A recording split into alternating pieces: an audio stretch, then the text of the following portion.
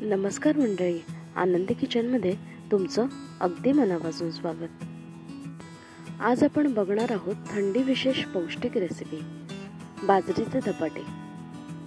याला थालीपीठ सुद्धा म्हणतात बरं का. चला तर मग बघूयात खमंग आणि खुसखुशीत बाजरीचे धपाटे करायचे तरी कसे. साहित्य बघून घेऊयात. इथे आपण 2 वाट्या बाजरीचं पीठ घेतलेलं आहे. बाजरीच्या धपाट्यांसाठी प्रमाणबद्ध अशी रेसिपी नाहीये. इथे तुमच्या आवडीनुसार तुम्ही पीठ कमी जास्त देखील करू शकता. इथे मी 2 चमचे तांदळाचं पीठ घालते आणि 2 चमचे चणा पीठ घालते. तुम्ही ज्वारीचं पीठ देखील अर्धी वाटी याच्यात ऍड करू शकता.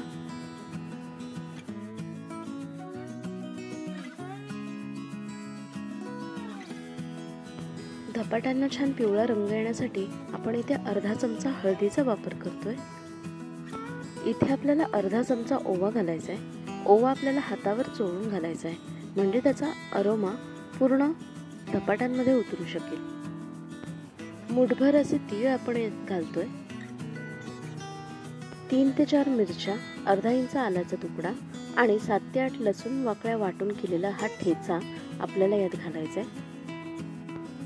इथे आपण 1 चमचा साखर घालणार आहोत.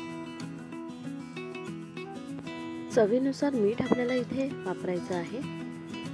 सगळ्यात महत्त्वाचं म्हणजे भाज्या. आपण इथे मेथी चांगली धुवून थोडीफार चिरून घेतलेली आहे. तुमच्या आवडीनुसार तुम्ही भाज्या कमी जास्त करू शकता. यात तुम्ही पालक वापरू शकता, कांद्याची पात वापरू शकता आणि मी इथे मुठभर अशी कोथिंबीर पण घेतलेली आहे. थंडीच्या दिवसात कोथिंबीर आणि मेथी ही मुबलक प्रमाणात उपलब्ध असते, त्यामुळे आपण याचा जास्तीत जास्त वापर आपल्या आहारात केला पाहिजे. इथे आपण 3 चमचे दही घालतोय. दह्यामुळे धपाटे हे मऊसूत राहायला मदत होते. आता आपण पाणी न घालता अगोदर हे सगळं मिश्रण मिक्स करून घ्यायचंय.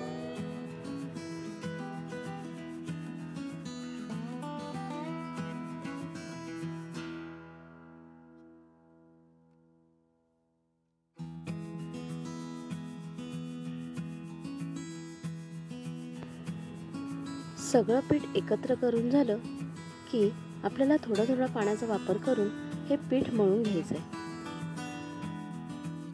लक्षात ठेवा, हे पीठ आपल्याला जास्त पातळ देखील मळायचं नाहीये आणि जास्त घट्ट देखील मळायचं नाही. त्यामुळे पाण्याचा वापर करताना अंदाज घेऊनच करा. बघा कसं छान पद्धतीने हे पीठ मळलं गेलंय. पीठ मळून झाल्यावर 10 मिनिटं असंच आपल्याला हे पीठ ठेवून द्यायचंय आणि 10 मिनिटांनंतर आपण आपले धपाटे करायला घेणार आहोत. धपाटे करण्यासाठी असे मध्यम आकाराचे आपल्याला गोळे करून घ्यायचे.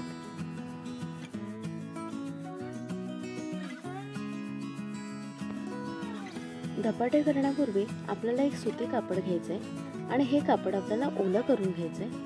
अशा पद्धतीने आपण पाणी टाकून हे कापड ओलं करणार आहोत आणि त्यावर धपाटे थापणार आहोत.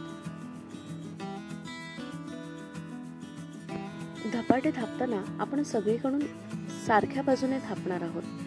हे धपाटे जास्त पातळ देखील थापता कामा नये आणि जाडसर देखील थापता कामा नये.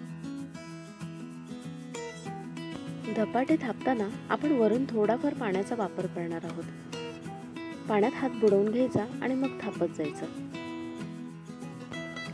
तुम्ही याला मध्ये 2 छिद्र देखील करू शकता, जसं आपण थालीपीठाला करतो. नाही केलं तरीही चालेल. सगळ्या बाजूने धपाटा हा एकसारखा थापून झालेला आहे. आता आपण याला तव्यावर टाकूयात. थोडंसं तेल आपण तव्यावर टाकून घेऊयात.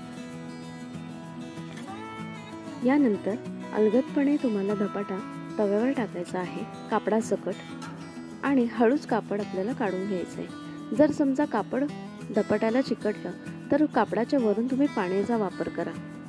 धपाटा अलगदपणे निघेल.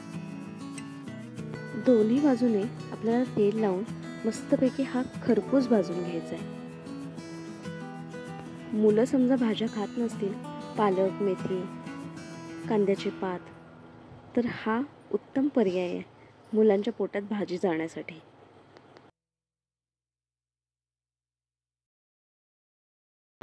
मस्त असं खरपूस आपण याला अजून भाजून घेतो. किती सुंदर दिसतंय बघताय ना. हे धपाटे तुम्ही लोणच्यासोबत, दह्यासोबत, चटणीसोबत, सॉससोबत, कशाही सोबत खाऊ शकता. काय मग मंडळी, आवडले का धपाटे? करून बघणार ना? मी सांगितलेल्या पद्धतीने धपाटे करून बघणार ना? नक्की करून बघा. तुम्ही देखील चवीने खा आणि घरच्यांना देखील चवीने खाऊन घाला. कारण चवीने खातो त्याला देव नक्की देतो.